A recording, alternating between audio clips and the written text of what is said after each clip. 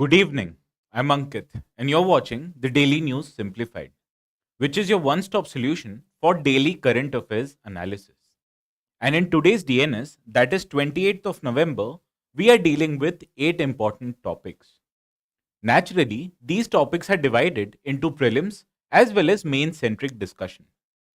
We'll start off our today's discussion with the topic of dollarization of economy.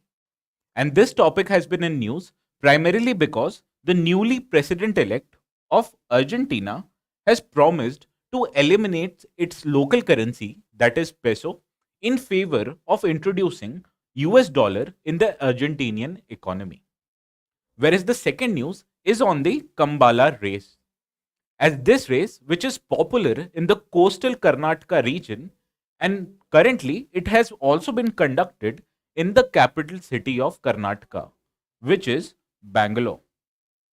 Whereas a third important article of the day is on James Webb Space Telescope, because this telescope it was utilized by researchers to discover teenage galaxies.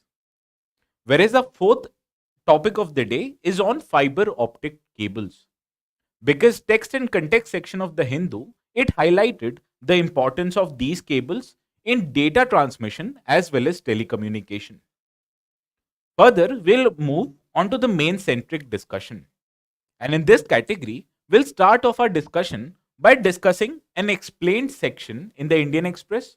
As its news article, it highlights that the factors which are important behind pushing the India's agricultural productivity. And this article, it says that the India's agricultural productivity, it has increased and it attributes the role of technology. Further, in the second main related discussion, we will take up a news article which highlights that a credit rating agency called ICRA it has highlighted that India's push for EV is primarily because of push for public transportation which is conducted by these electric vehicles. And in this regard, e-buses it will constitute about 11 to 13% of total buses by the year of 2025. Further, we'll move on to the third mains related article, which is on the structure of Supreme Court.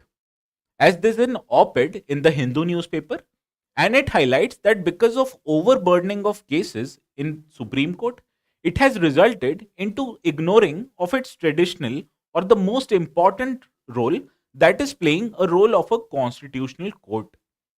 And naturally, this op-ed it also highlights that there's a need to change the structure of Supreme Court in order to bring the importance of constitutional cases in a much more better manner. Further, in the last mains related article of the day, we will deal with the issues related to direct benefit transfer. Because there's an op-ed in the Indian Express newspaper, and the author of this op-ed, she highlights that the direct benefit transfer initiative of the government of India, it has resulted into many benefits. Hence, let us start off our today's discussion with this first article of the day that appeared in page 8 of the Hindu, which is also the text and context section. Now, this article it highlights that the president-elect in Argentina he has promised to eliminate the use of its local currency, which is called peso, and he wants to replace this local currency and promote the use of US dollar in the Argentinian economy. Now, use of any currency it is promoted or it is intended to mobilize the resources in a particular country. Hence, this topic it is important from GS paper 3 perspective. Now, why are we taking this topic in a prelims related discussion? It is because in the year of 2022, a question appeared on Indian economy and it specifically highlighted the use of local currency and the fluctuating interest rates in an Indian economy. Hence, on similar lines, we have curated a practice question on use of US dollars and how we can intend to increase the use of dollars. But before solving this prelims related practice question, let us first know more about what is a dollarization. Now, this dollarization, specifically in Argentinian context, it refers to replacing of domestic currency, which is peso, with that of US dollars. Now, previously in Argentinian economy, the its central bank it regulated the flow of money supply in the Argentinian economy, and due to vested interest, it resulted into increased money supply in the in the Argentinian economy, and this increased money supply it also led to increased inflation in the Argentinian economy. Hence, in order to remove the vested interest, the president-elect of Argentinian government he has highlighted that nation, that is Argentina, it should promote the use of US dollars, because then the control of money supply in an economy it will be out of hands of Argentinian economy, and hence the flow of US dollars in an economy it will depend on two factors. First is Argentinian economy, it will lead to enable of flows of dollars in its domestic economy through trade or through inflow of capital. Now, this measure it intends to remove the control of money supply in the hands of Argentina itself. Hence, in after the dollar is introduced in Argentinian economy, it can access these dollars through trade as well as capital inflows. Further, as a US dollar is a stable currency, it will also enable both domestic as well as foreign investors in the Argentinian economy to take a long term planning. Hence, these investors can plan their investment decisions based on the flow or value of dollars and not local currency. Hence, it will lead to boost of productivity in an Argentinian economy because the measures such as currency depreciation will be out of the hands of the Argentinian government.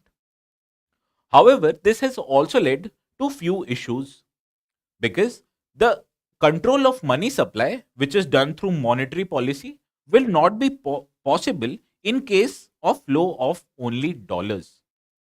Further, most countries they undertake depreciation of their currency in order to make their exports more attractive to other nations.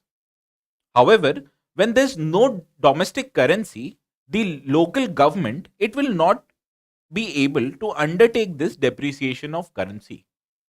Hence, a government he has the government has to solely rely on just boosting the productivity of its economy rather than undertaking this depreciation of its domestic currency. Now, after we have known what is this dollarization process, let us now solve the model practice question. Now, this question asks us to consider following factors with reference to US dollars. Now, it also asked us to solve this question by considering what of the above factors can cause dollarization. The first factor, it says that trade in local currency. Now we know that by dollarization, we can need to promote trade in dollars and not local currency. Hence, this first factor is incorrect.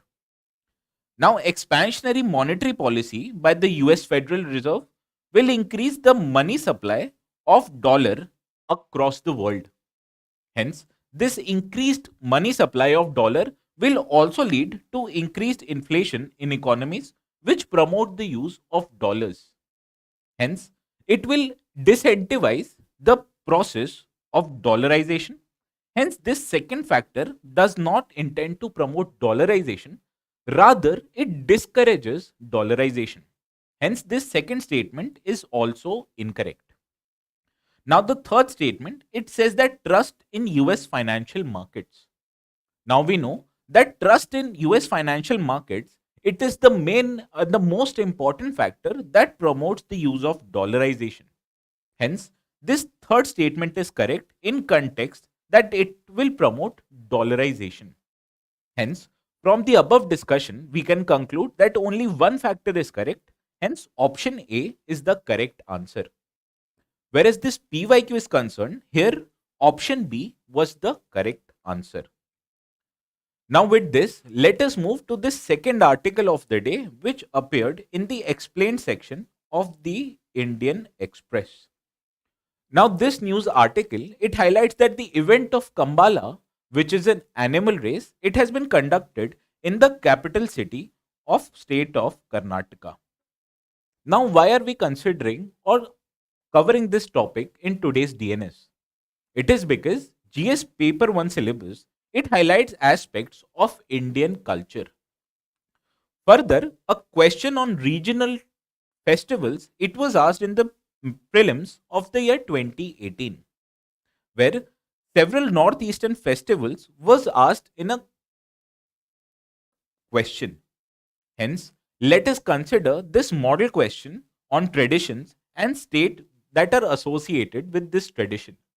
But before solving this model question, let us know more about these four traditions.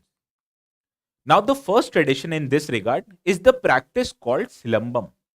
And this practice is a martial art form which is prevalent in the state of Tamil Nadu.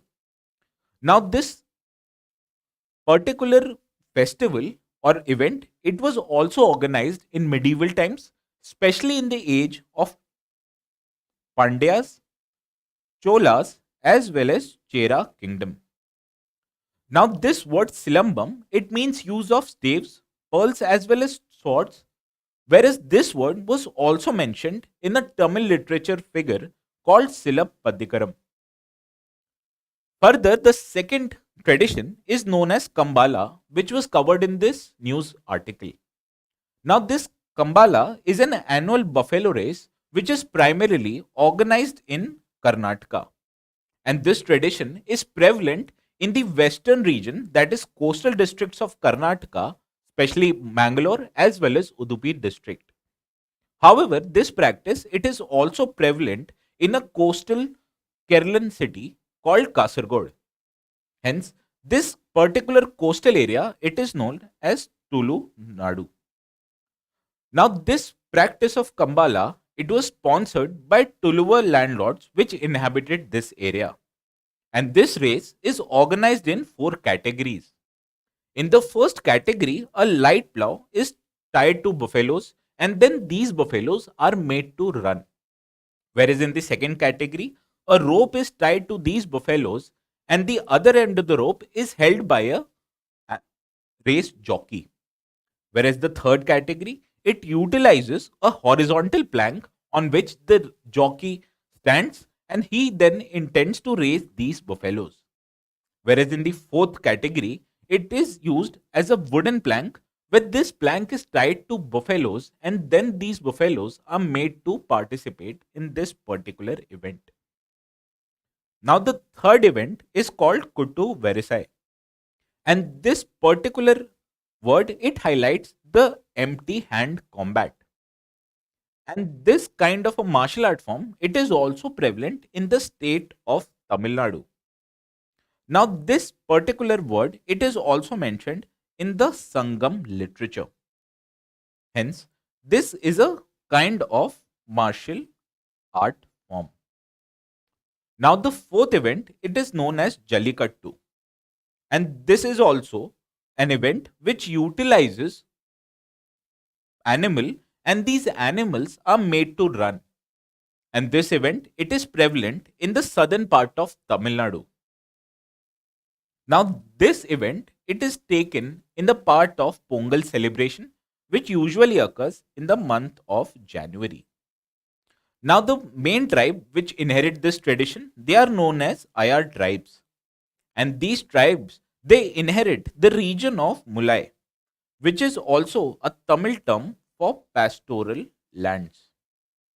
Hence, as we know more about these four events, let us now deal with the practice question. Now, the practice question, it asks us to consider the following page with reference to heritage and culture of India. Now, the first pair, it highlights that Silambam, it is associated with state of Kerala, which we know for the fact is incorrect because Silambam is associated with state of Tamil Nadu. Whereas the second pair, it highlights that Kambala, it is associated with Karnataka, which we know is a correct pairing. Whereas the third pairing, it says that Kutu Varisai, it is associated with Andhra Pradesh, which we know is an incorrect pairing because it is associated with the state of Tamil Nadu.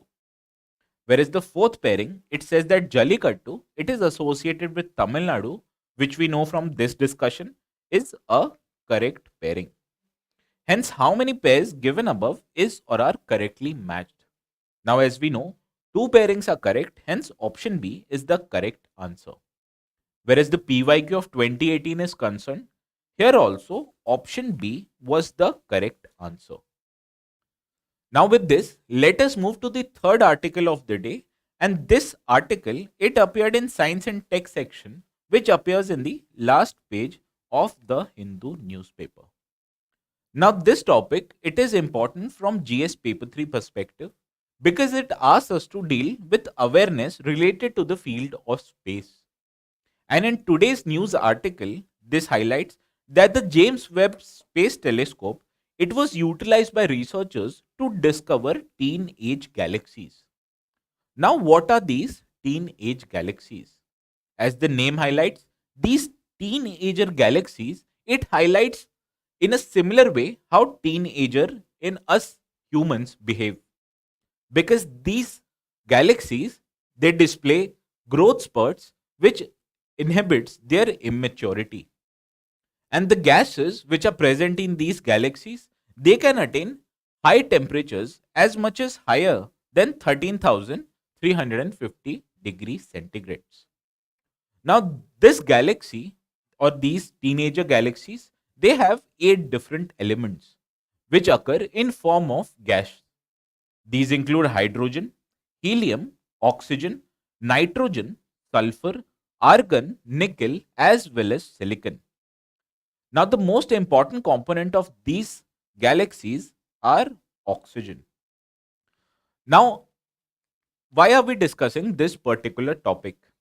It was because in the prelims of the year 2015, a question appeared on ice cube which is located in the South Pole. Hence, on similar lines, we have curated a practice question on James Webb Telescope. But before solving this James Webb Telescope practice question, let us know more about what is this James Webb Telescope. Now, this James Webb Space Telescope, it was envisaged by NASA as a successor to its popular Hubble telescope. Now, this James Webb Telescope, it is primarily an infrared telescope which was jointly developed by NASA, European Space Agency, as well as Canadian Space Agency. Now, this space telescope, it operates in a far infrared region. And this quality of this telescope, it allows us this telescope to operate in much farther distance than Earth. Because this telescope, it operates at L2 Lagrangian point in the space. Hence, this distance away from Earth, it enables this space telescope to directly observe the changes in space and time. Now, the types of wavelength which is prevalent or which can be viewed by this telescope, it includes visible wavelength as well as near and mid infrared regions. Now, let us compare this telescope with that of Hubble. Now, the ranges of wavelength which this telescope can cover, it ranges from 0.6 to 28 microns, which you can see is on a higher side than when you compare with 0.8 to 2.5 microns, which was in the case of Hubble Space Telescope.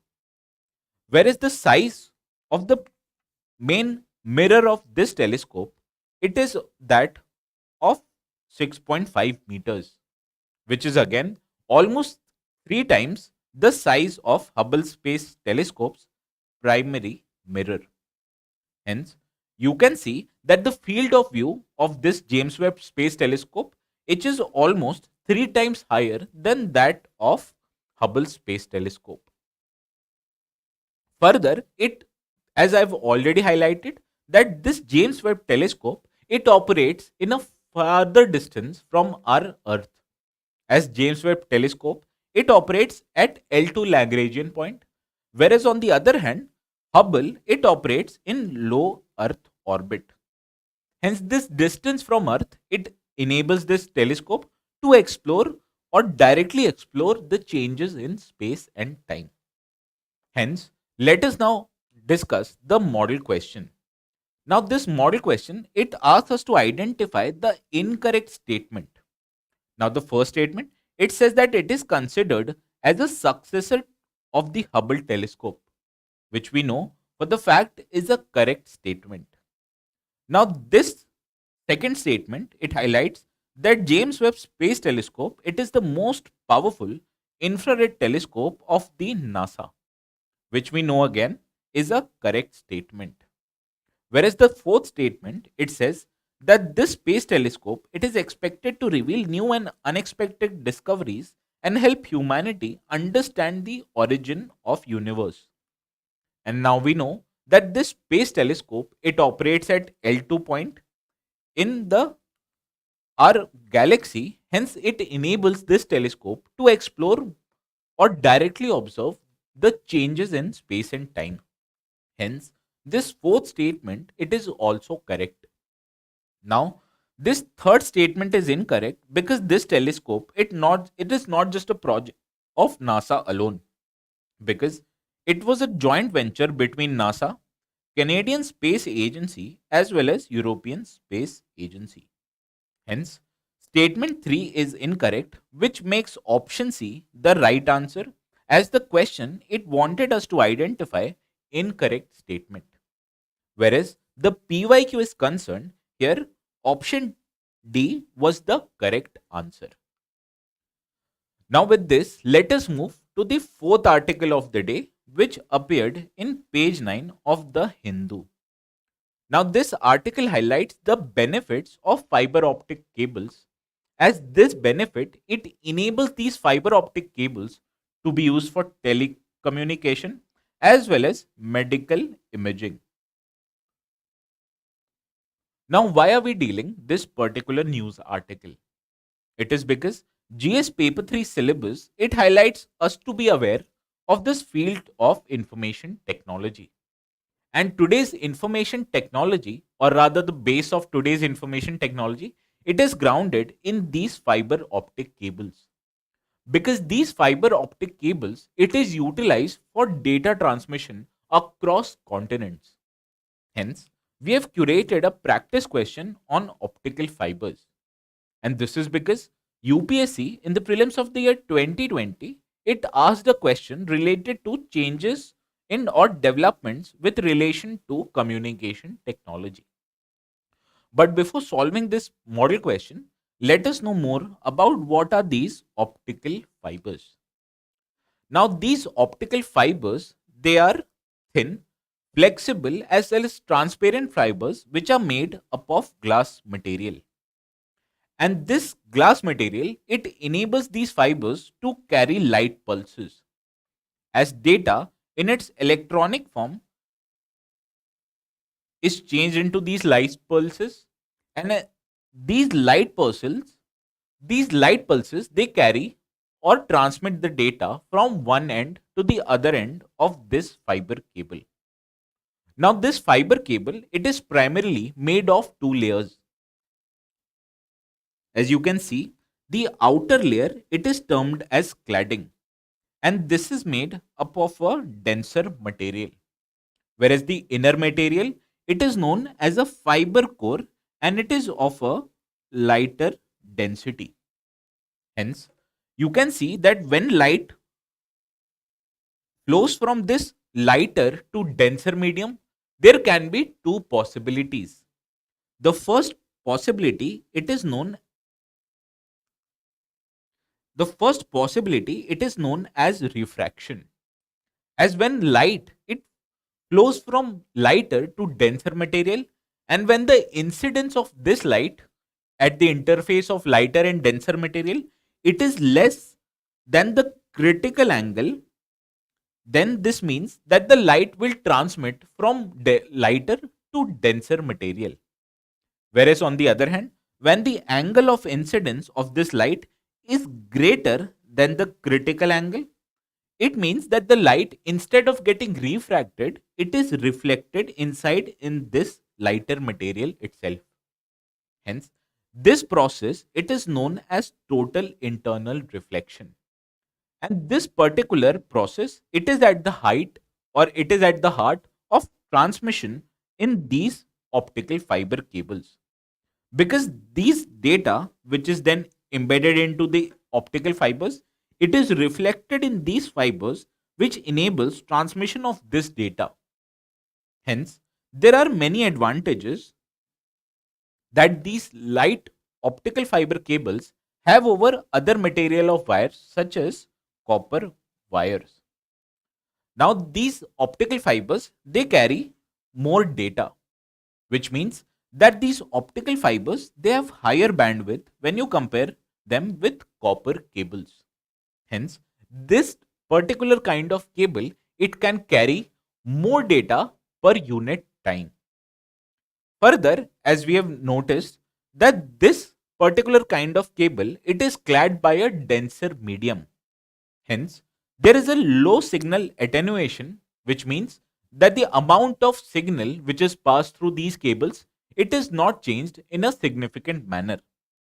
Hence, whereas on the other hand, these copper cables, they witness significant reduction in the signal quality.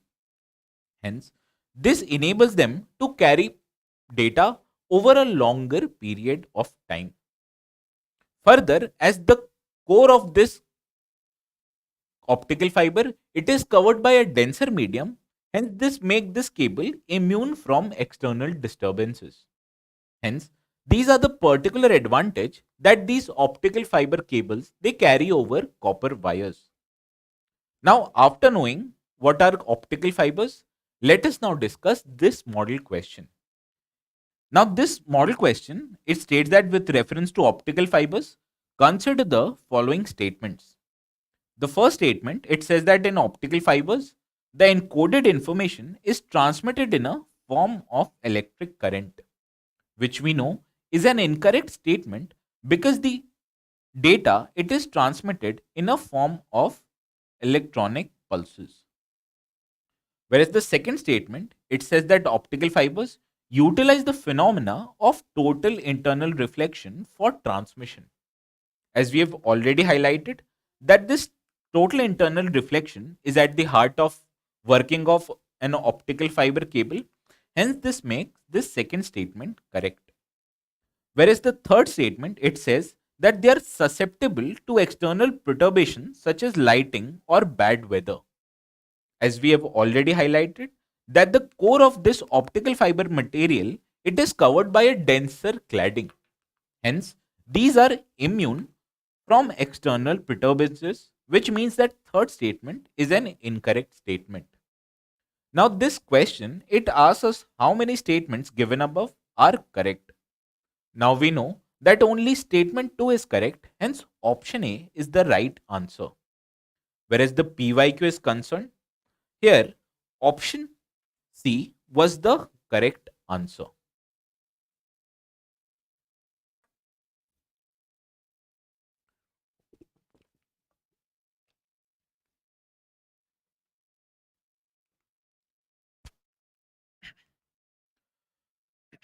Now with this, let us move to the main centric article.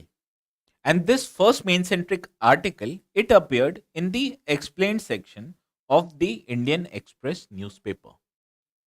Now this article, it highlights that India's agricultural productivity, it has increased over a period of few decades. And this article, it highlights the role of technology behind this increase in agricultural productivity. Now, why are we discussing this topic from a mains related perspective? It is because GS Paper 3 syllabus, it specifically delineates changes in Indian agriculture.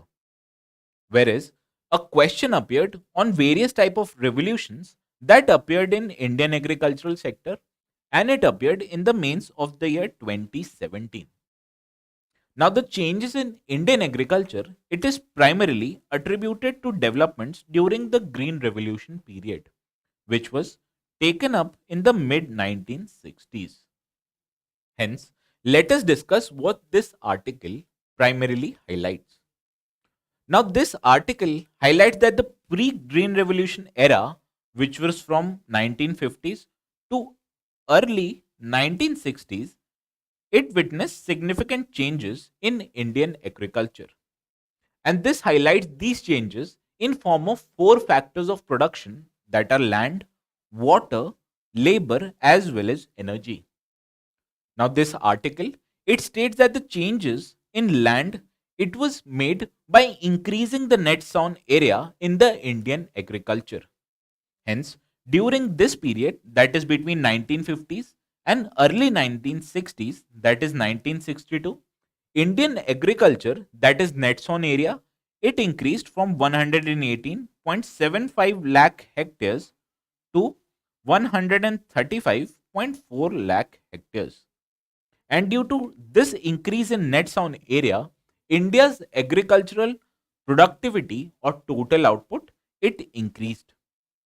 And these changes were particularly made in the areas that had alluvial soils, as this area, especially Indo-Gangetic plains as well as deltas of Krishna, Godavari, or Kaveri rivers, these were the alluvial soil areas, and the increase in net sown area, it took place in these alluvial areas. Further, this increase, it also happened in black soil areas, which was prevalent in the western part of the country. For example, Deccan Plateau, Malwa Plateau, as well as Saurashtra Plateau, which is in western parts of the country, it also witnessed increase in net sown area. Whereas on the other hand, other three factors of production are concerned, especially with water, India also witnessed a primitive type of agricultural practices. For example, as far as water supply to the agriculture is concerned, India then depended solely on just rainfall as well as irrigation techniques, which was developed by the British government before. Whereas on the other hand, India majorly relied on manual labor as well as manual forms of energy, that was use of animals. Now these animals, especially farm animals, they used to drive the farm implements. Hence, this meant that the productivity or the increase of productivity in the pre-revolution or pre-green revolution era, it can be solely attributed to this increase in net sown area. Because other three factors of production, they were primarily primitive in nature. But what changed? That led to increase in agricultural productivity in India. And this was primarily attributed to the Green Revolution. Now, this revolution, it undertook four significant changes. And these factors can be primarily attributed to the role of technology. For example, this Green Revolution process, it involved the use of genetics. Because earlier, the crops that were prevalent in India, they were tall and slender in form of plants. Now, what happened that when a crop is tall and slender, and when it matures into a fruit laying crop, it meant that the top position of crop, which consists of fruit, it became heavy. Hence, when winds were flown in this field, it led to tilting or lying of this particular crop. Hence, it rendered this crop as a waste. And this led to a loss of agricultural productivity. Hence, by use of genetics, what the scientists did, that they developed a semi-dwarf variety. Now, what were the qualities of this semi-dwarf variety? Because when the height of a plant is reduced, it made them less vulnerable to changes in wind speed. Further, the stem of these crops, it was also broadened, which enabled these crops to encourage or to undertake more nutrients. Hence, when these semi-dwarf varieties, when they were added with enzymes which enabled them to get protein, it enabled increase in agricultural productivity. Further, India also witnessed changes in form of inputs. Because, for example, India utilized fertilizers in form of farmyard manure, which was the pre-revolution or pre-green revolution area. And in this era, the farmers they solely relied on utilization of these farmyard manure. Now, naturally, these farmyard manure they provided for fertilizers with nutrients such as nitrogen, phosphorus, as well as potassium.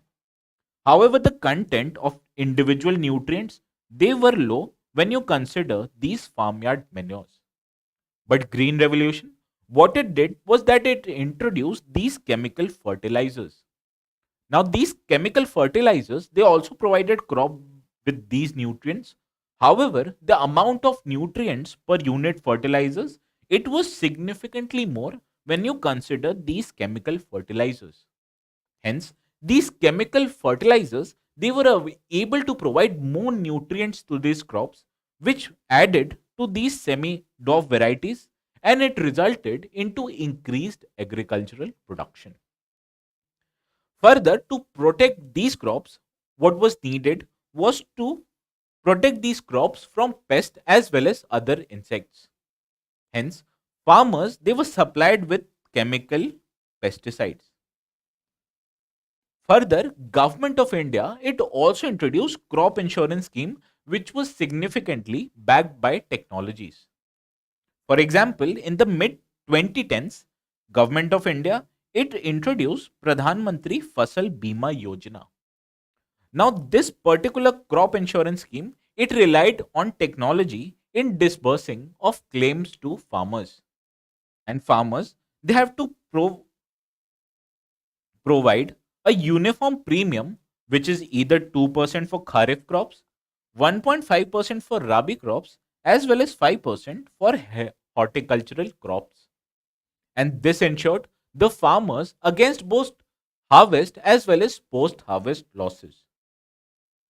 Further, India undertook significant measures in order to increase the farm level mechanization in the country. For example, with introduction of tractors, we saw that the farm implements which were earlier driven by animals, they became to be driven by this mechanized tractors. Hence, with increased level of mechanization, India also witnessed increased agricultural productivity. Further, this mechanization it also reduced the amount of labor that a farmer or a agricultural farmer needed to hire. Hence, it reduced the cost that were utilized on hiring these farm laborers. Further, there was also a significant development that was the development of micro irrigation. As this micro irrigation practices, it increases the utilization of water. Hence, you can see that semi arid or arid areas in the country it also witnessed increased agricultural productivity. For example, pomegranate, or which is in Hindi known as anar, it was grown in the desert soil regions of the state of Rajasthan. Further, we also witness the use of drones in Indian agriculture because these drones they are used for spraying of fertilizers as well as pesticides, and they are also utilized for monitoring or assaying the agricultural land. Hence, by use of technology, specifically genetics, use of chemical fertilizers, use of chemical pesticides, and technology backed crop insurance measures, as well as increasing the mechanization in Indian farm, we witnessed an increase in agricultural productivity. Because during the period of 1962, the net sown area of the country was 135.4 lakh hectares. Whereas on the other hand, in the year of 2020, the net sown area in the country was 139.9 lakh hectares. Hence, you can see from 1962 to 2020, India's net sown area it only increased by 3.3%. Whereas on the other hand, the country's total food grain production it increased from 82.7 million metric tons to 329.6 million metric tons, which highlights almost 4.5 times more increase in the food grain production. Hence, despite only 3.3% rise in net sown area, due to technology, India witnessed a 4.5 times increase or a 450% increase in its total agricultural production. And I'm only highlighting the food grain production. Whereas India's horticultural production, it is even more than food grain production. Hence, this has been the role of technology in Indian agriculture. But naturally, this technology, it also brought forward many challenges.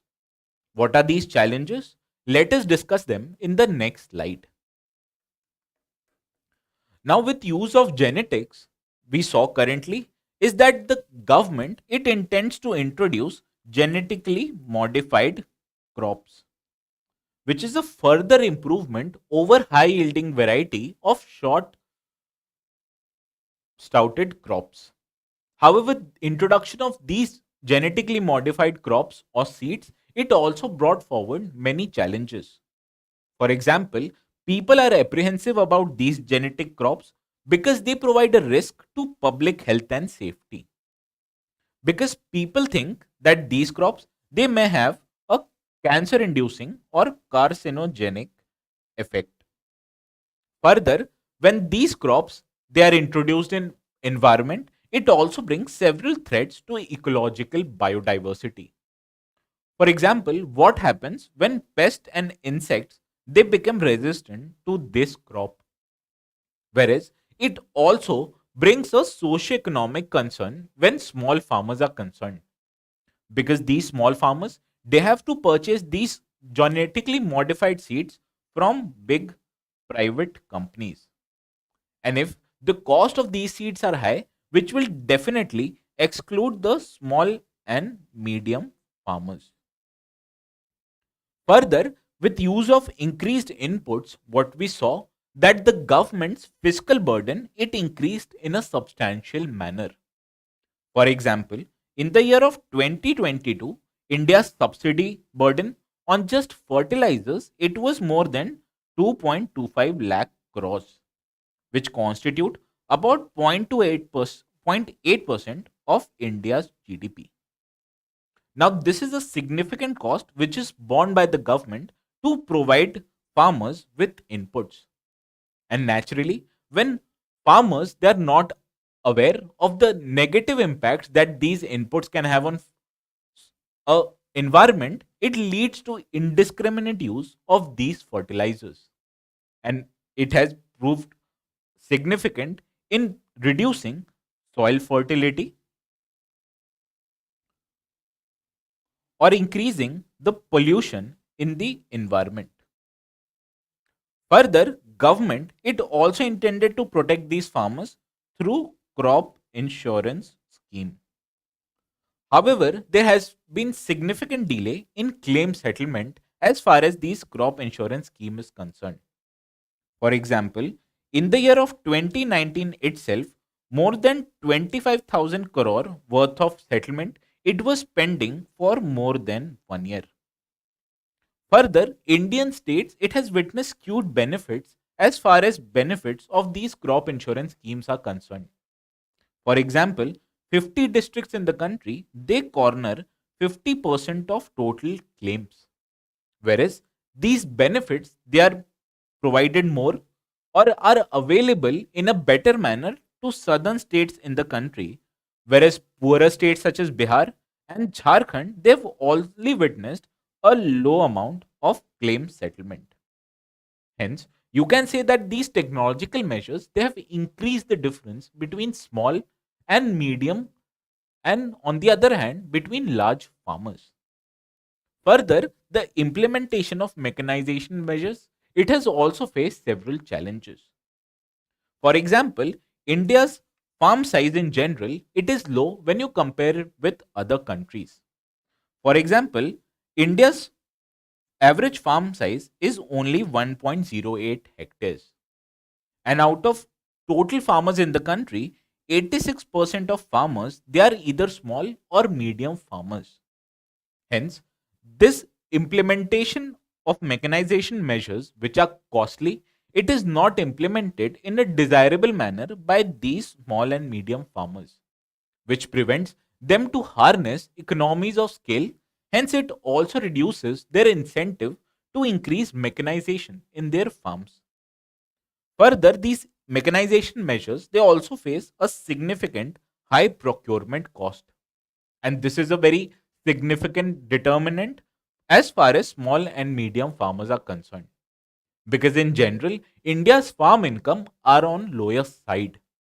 Hence, these farmers, they do not feel incentivized to implement these mechanization measures. Hence, in order to further improve India's agricultural productivity and manage its farm yield at a comparable level to other developing nations, what we need to do is to promote a more inclusive GM crops. As when these crops, they are made available to farmers at a cheaper cost, as well as have a significant public and health safety rating, it will encourage these farmers to adopt these GM crops. Whereas, as far as inputs are concerned, what the government needs to do is to reduce its fiscal burden. Hence, in order to reduce its fiscal burden, what the government it needs to do is that it should further implement its soil health card policy.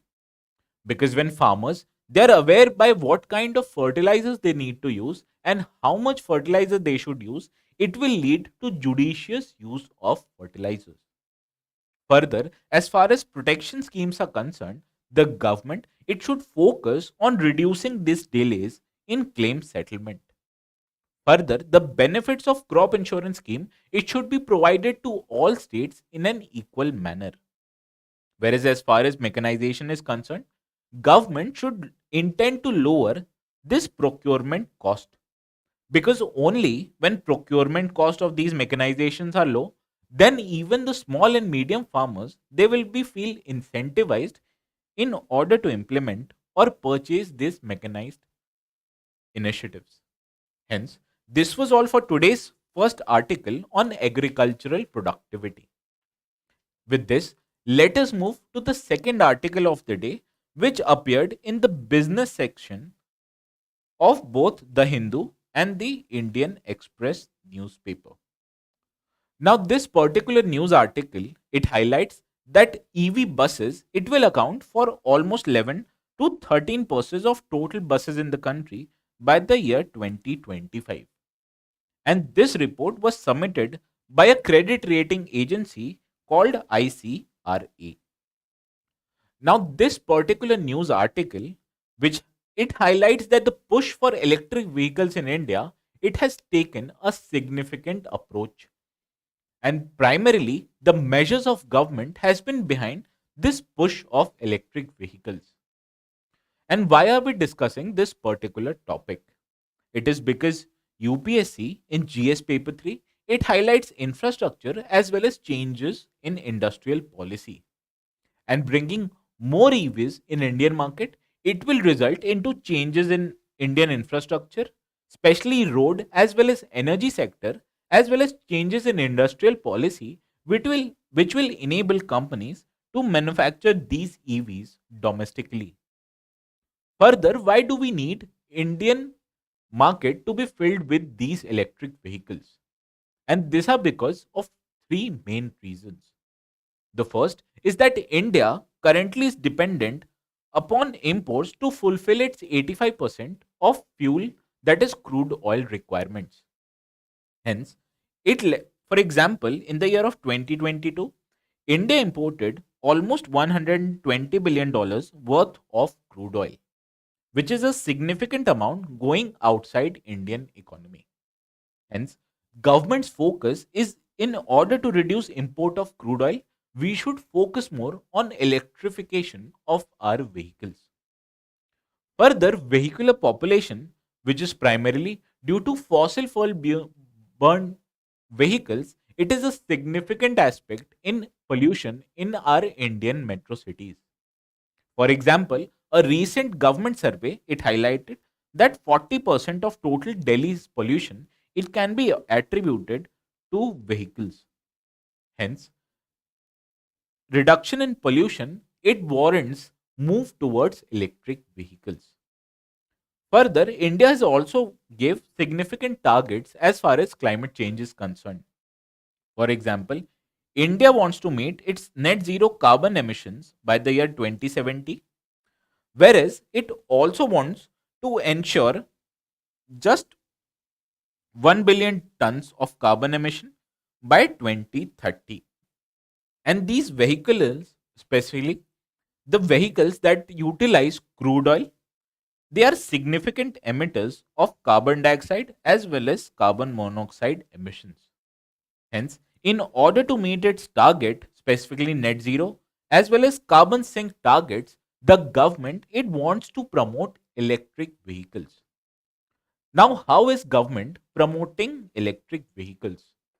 The first measure is that India brought what was known as the FAME scheme.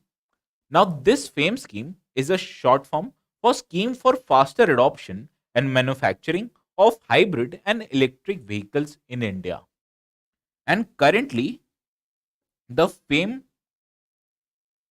2 scheme is in application. And this scheme, it was introduced in the year 2019 and it became eligible from 1st April of the year 2019. Now, this scheme is for duration of 5 years and it provides for a budgetary allocation of rupees 10,000 crores. Now, 86% of this 10,000 crores allocation, it will be utilized for creating demand for these electric vehicles. Now, this scheme, it favors creation of demands in form of e-buses as well as e-3-wheelers, e-4-wheelers as well as e-2-wheelers. Now, these three categories will be promoted for use of public transportation. Whereas these electric two-wheeler vehicles, it will be used for private transportation. Hence, you can see the government it is providing significant budgetary outlays in meeting or increasing the demand of electric vehicles in the country. Now, to meet this demand, the government it wants the industry to produce these electric vehicles in the Indian economy itself. And because of this, government it brought forward production linked incentive scheme. Now, there are two components of this scheme which aims to increase the production of e-vehicles in the country. The first component is called the Advanced Chemistry Cell PLI. And this component, it wants to create or reduce the prices of electric batteries. And this reduction in battery prices will lead to cheaper EVs. Whereas as far as production of vehicles are concerned, in this regard, the government it has made production of EVs eligible for automotive as well as auto component of this PLI scheme. Hence, utilizing both these components, government wants industry to increase the production of electric vehicles in the Indian territory itself. Further, to reduce the cost of electric vehicles, government it has taken a significant reduction in GST rates. For example, GST on e-vehicles, that is EVs, it was reduced from 12% to 5%. Whereas charging infrastructure is concerned, the GST on charging infrastructure, it was reduced from 18% to 5%. Hence, you can see the lesser the tax burden on EVs, it will also reduce the cost of EVs. Whereas the government, both central and state government, it provides significant exemption to electric vehicles. For example, in Income Tax Act, you are eligible for exemptions up to rupees 1.5 lakhs in case you purchase electric vehicles.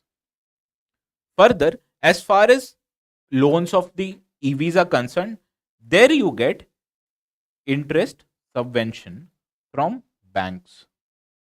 Further, when it comes to purchase of e-vehicles, many states in India they exempt these e-vehicles from road taxes.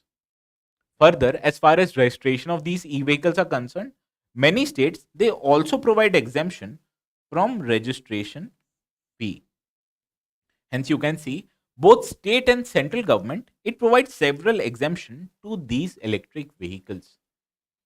Also, Government of India it made changes in the model building bylaws of the year 2016, and through an amendment, what government did that it provided for establishing of charging infrastructure in both private as well as commercial buildings. Further, the government it also wants to increase the use of EVs as far as public transportation is concerned. And in this regard, the government recently it brought forward PM e-bus Seva scheme. As this scheme, it provides for about 10,000 buses in India in 169 cities. Further, what the government has intended to do is that it has aggregated all the bids by state government and it has floated a tender under the Convergence Energy Services Limited. As this bid aggregation, it allows the government to bargain with these electric vehicle companies for a better rates. Hence, you can see the government it has focused in increasing the demand of e-vehicles, and it also aims to reduce the cost of these e-vehicles through reduction in GST rate as well as promoting exemptions to these EVs. Now, what are the challenges that the government is facing in order to push for electric vehicles? Now we know that electric vehicles they are available at a significant increased cost. For example, a comparable car which is available for 10 lakhs, it is available in its EV form in about 15 to 16 lakhs. Hence, the cost of EV is about 1.5 times more than that of internal combustion engine vehicles. And this means that the initial cost of purchasing an EV it is currently high. Hence, in order to reduce this disadvantage, what the government is doing is that it is providing upfront subsidy in the FAME scheme. However, this provision of upfront subsidy it has also led in increasing fiscal burden on the government. Further, what we have understood in this previous slide, what the government is doing is that in order to reduce the cost of these EVs, the government is also providing these EVs with certain exemptions. For example, it has reduced the GST rate of the EVs and it also provides exemptions from road tax as well as registration fees. And these two measures it has also led to decrease the cost of tax earnings that are done by the government as far as road transport is concerned. Hence, you can see that the government it is providing an upfront subsidy and it has also reduced the taxation on these EVs, which has resulted into decreased tax revenues. Further, establishing charging infrastructure it is also faced with several challenges. For example, the cost of establishing just charging network it is currently very high. Whereas on the other hand, the demand for these charging infrastructure it has not increased in a significant manner as far as rural as well as semi-urban areas are concerned. Hence, entrepreneurs who are willing to establish these charging networks, they are afraid of doing so, especially when it comes in rural and semi-urban areas. Further, India is also dependent on thermal energy as a form of electricity source. And this means when about 70% of India's energy it is met by thermal energy, which is a polluting source of energy creation. Hence, technically, when you utilize this power to charge EVs, it will mean that while you're reducing the emissions by EVs, you're reducing or on the other hand, you're increasing the emissions in your energy sector. Hence, technically, you're just shifting the emissions from transportation sector to energy sector. Further, India also witnesses several challenges as far as value chain of electric vehicles are concerned, because most of the electric vehicles, they utilize lithium ion batteries. And in order to produce these lithium ion batteries, you need lithium, cobalt, as well as nickel. And these raw materials, they are available only in handful countries. For example, Argentina, Bolivia, China, as well as Australia. Hence, technically, India is dependent on these handful of countries in order to meet its demand for electric batteries. And this is a risky proposition as far as supply chain resilience are concerned. Further, India is also witnessing a skill shortage both in production as well as maintenance of EVs. Because India's current workforce, it is skilled as well as educated in producing internally combustion engine vehicles. Whereas on the other hand, production and maintenance of electric vehicles, it requires a significant more amount of technical expertise. Hence, when this skill shortage is with the workers, it has led to challenges in increasing the production as well as maintenance requirement as far as EVs are concerned. Hence, you can see high initial cost, upfront subsidy, difficulties in extending the charging network, a thermal based electricity source, a import based value chain, as well as significant skill shortage has been provided and significant hurdle to push towards electric vehicles. Hence, what should be the way forward? Let us now discuss this in the next slide. And the first suggestion in this regard is that the national government should enact a policy on electric vehicles. And this policy, it should incorporate international best practices as well as best practices of states in India. Hence, when the government it has taken a comprehensive overview of a policy, it will enable the purchase as well as production of an EV in a more efficient and a cost effective manner. Further, the government it should also undertake significant remodeling of its significant or its subsidy regime as far as EVs are concerned. Because currently, most of the subsidies which are provided by the government to these EVs, they are based on size of a battery. Whereas on the other hand, if the government it extends a subsidy based on the range of vehicles, it will incentivize the companies to develop vehicles which are have more range. Hence, this will lead to a more efficient development of electric vehicles. Further, the FAME 2 scheme, which will be in force until the year 2024, it should be also extended to 2 more years. Hence, by increasing the duration of this FAME 2 scheme, the government will further provide a fillip to demand of EVs in the Indian market. Further, the government it is currently dependent on just battery electric vehicles. And in this regard, it should also promote other technologies as far as reducing the emissions of vehicles are concerned. And in this regard, flex fuel vehicles as well as other hybrid or fuel cell electric vehicles are concerned, government should also focus on developing these technologies. Further, the government should also undertake skill training of its workforce, and it should be done in partnership with private sector, because increasing the skill levels of its workforce will enable India to scale up the manufacturing as far as electric vehicles are concerned. Further, by increasing the demand of electric vehicles, the government it should also look to extending the charging infrastructure in the country. And in this regard, both central as well as state government it should promote establishing of these charging infrastructure in our private homes, because then when we have charging infrastructure in our every home, it will promote people to buy these electric vehicles.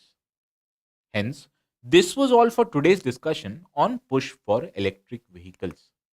And with this, Let us move to a third mains related article of the day, which appeared in the page 6 of the Hindu newspaper. Now, this article it highlights that due to increased burden on the Supreme Court it is ignoring the constitutional cases. And this constitutional cases, it is the prime and the most important responsibility of the Supreme Court. Hence, this article it also highlights that there is a need to change the structure of the Supreme Court in order to promote the hearing of constitutional cases. Now, why are we discussing this particular article? It is because in UPSC GS paper 2, the syllabus it highlights structure and functioning of judiciary. And by revamping the structure of Supreme Court, it will further change the structure of Indian judiciary.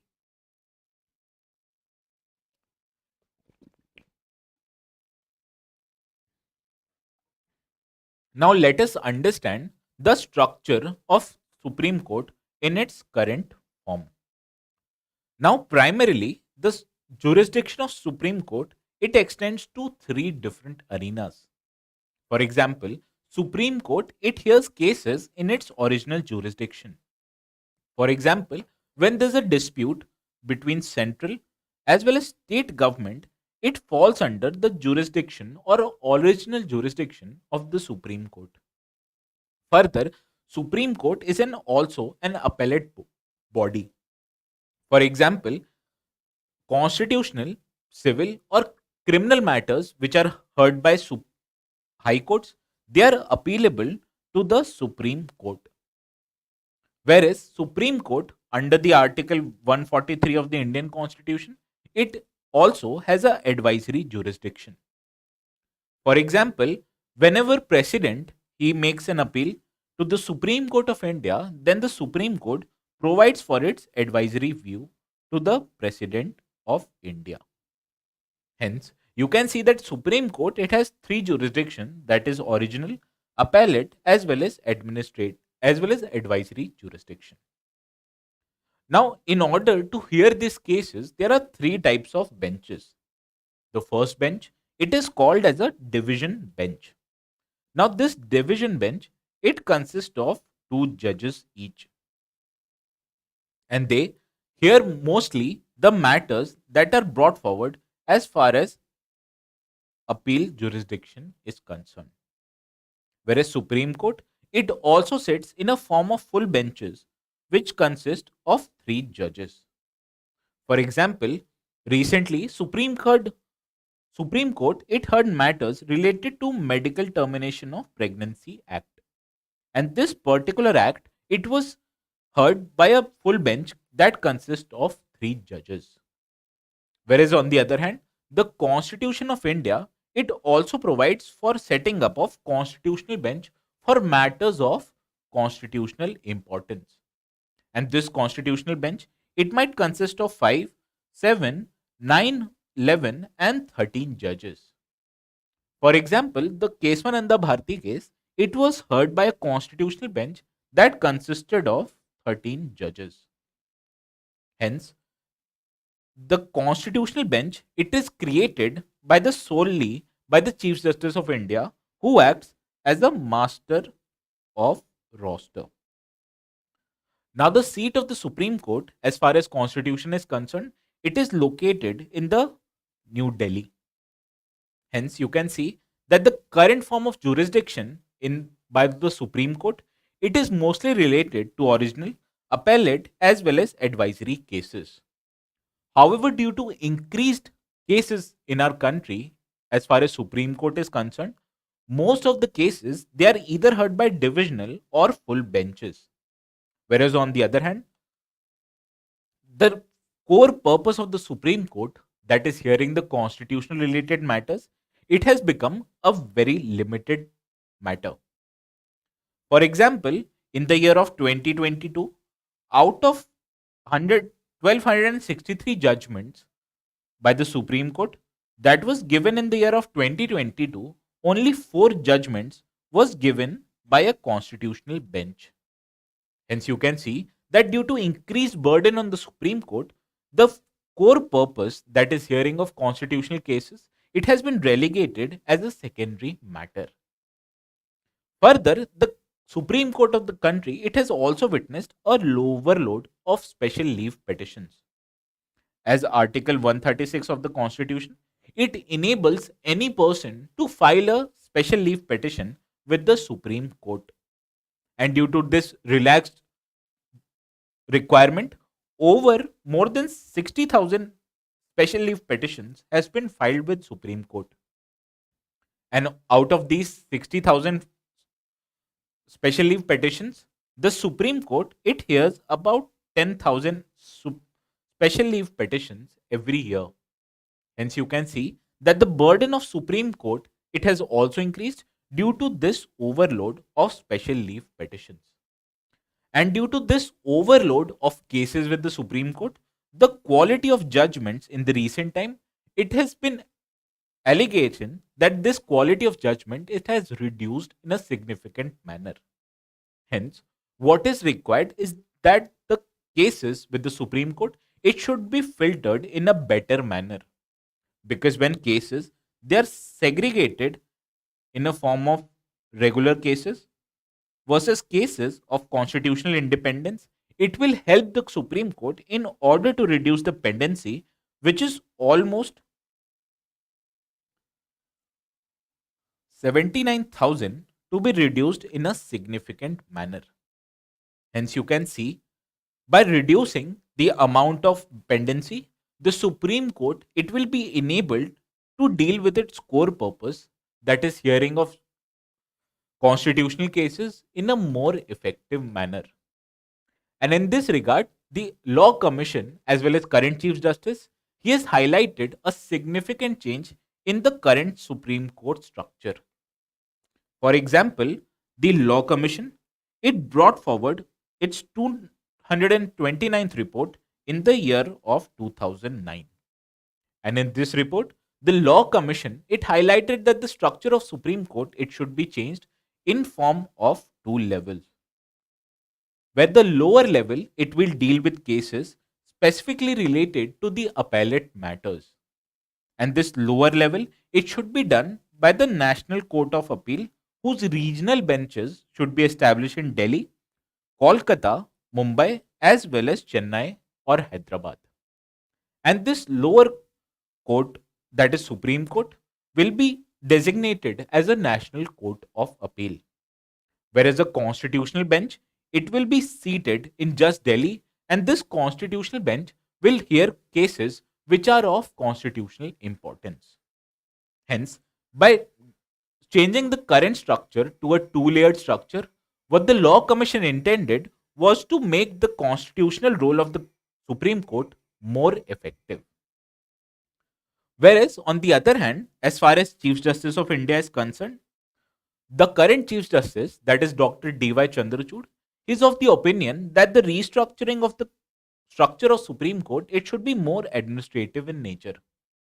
Because according to him, that a senior most judges of Supreme Court, they should have a permanent bench, and this permanent bench will be designated as a constitutional bench.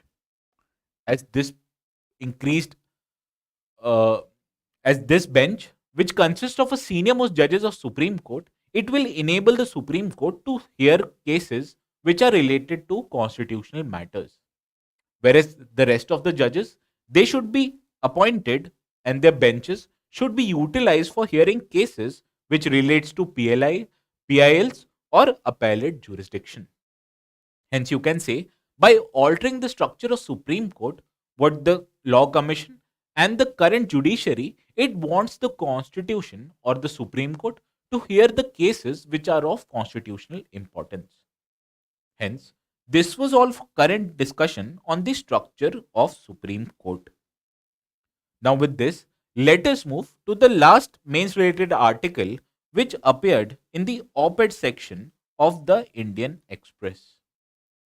And this news article, it primarily highlights that the direct benefit transfer, it has proven beneficial as far as transferring of subsidy is concerned.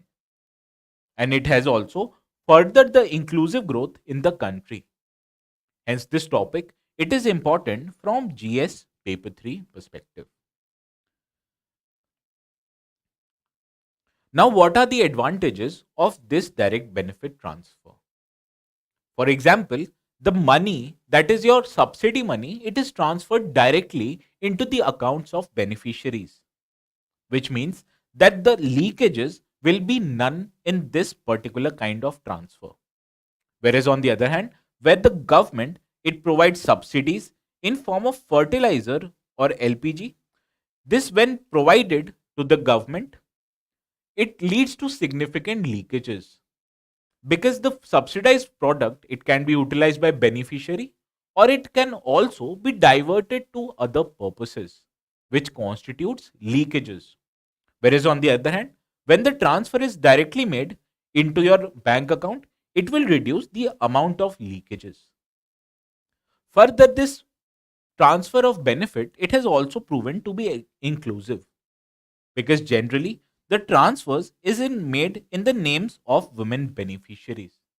And when women, they get money, it leads to inclusive growth. Further, it has also reduced the cost that are incurred by government as far as subsidy transfer are concerned, because this has reduced the overall subsidy burden of the government, whereas reducing the leakages, it has also proven to be a cost effective way of transferring of benefits. Further, this method of transfer, it also provides the beneficiary with their individual choice, because this money can be utilized in a more effective manner by the beneficiary itself. Further, this form of subsidy regime, it is very equitable in nature, whereas other subsidy regime which favors the high farmers. For example, fertilizer subsidy in India, it is utilized more by large farmers because these large farmers, they purchase large quantities of fertilizer. Hence, the subsidy provided by the government per farmer, it is more in the case of large farmers. Whereas small farmers who purchase only a handful of bags of subsidy, the subsidy outgo by government as far as small farmers is concerned, it is low. Hence, this creates a regressive amount of subsidy transfer regime. Whereas on the other hand, equal amount of subsidy, it is transferred to both small as well as medium and large farmers. Hence, the amount or the way of transferring these direct benefit transfer, it has proven to be not regressive in nature. Further, whenever subsidies are provided in the government, it distorts the market in various ways.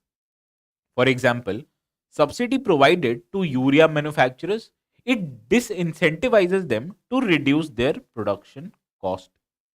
Hence, this creates a market distortion where the urea subsidy or urea fertilizers, they are available at a significant lower cost when you compare with other subsidies. And this leads to market distortion.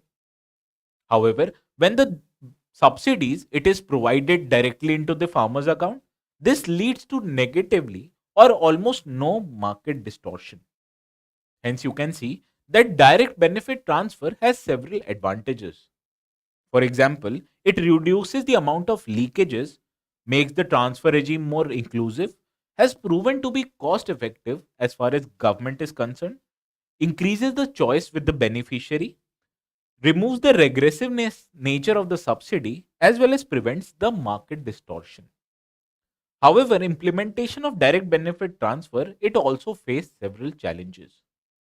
For example, these benefit transfer, they are designated primarily based on socioeconomic caste census of the year 2011.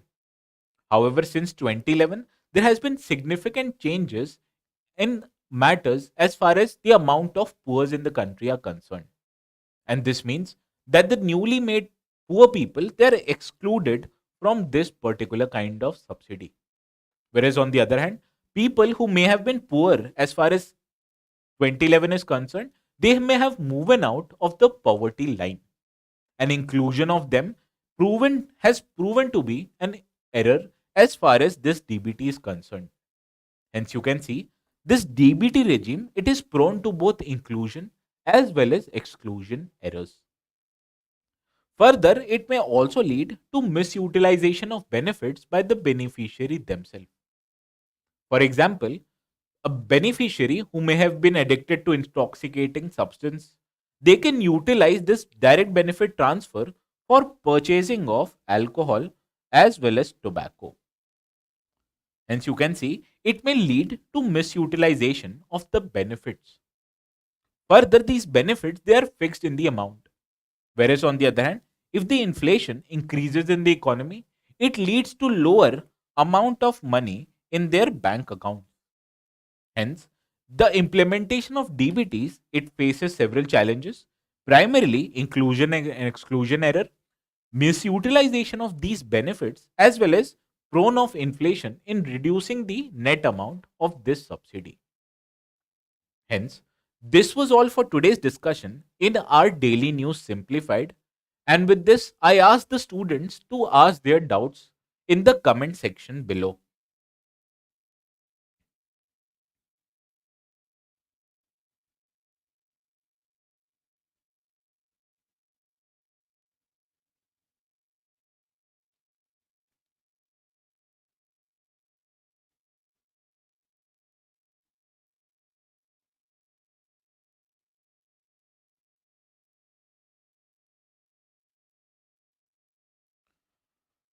Now, Tamanna is asking the question, what do you mean by subsidy on range of vehicle rather than per unit battery? Now, Tamanna, as I've highlighted in our today's discussion on EVs, the amount of subsidy that is given under this FAME scheme, it depends on the capacity of the battery. This means higher the battery capacity, the more amount of subsidy this vehicle gets. However, if the weight of the vehicle is more, even the large amount of battery will result into lower range of that vehicle. Whereas on the other hand, if the government it provides subsidy based on the range of vehicle, then any company will try to make vehicles that go for a further range. Hence, this will mean that their vehicles, that is e-vehicles, will be more power efficient in nature.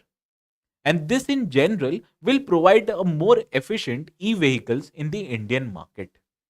Hence, the subsidy model regime, it should be remodeled in order to provide subsidies based on their range and not the size of battery. Now, the second question, Chandan Singh is asking, should India also pursue dollarization? Now, no, Chandan, India should not pursue dollarization. Rather, India should pursue de-dollarization because Indian economy itself, it is highly growing in nature, and India, it wants to utilize its local currency, that is rupee, for undertaking imports are concerned. Hence, the government, it currently, it wants to increase the use of rupee as against the use of dollars. Hence, you can see that India is undertaking steps in order to de-dollarize and not dollarize its economy. Hence, Chandan, the India, it should undertake de-dollarization, not dollarization. Now, Jackrit is asking, sir, what is Jam Trinity, which often comes in news?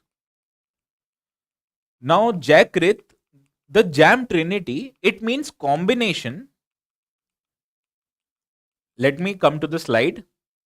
Now, this Jam Trinity, it means combination of Jandhan accounts, Aadhaar card, as well as use of mobile to provide subsidy.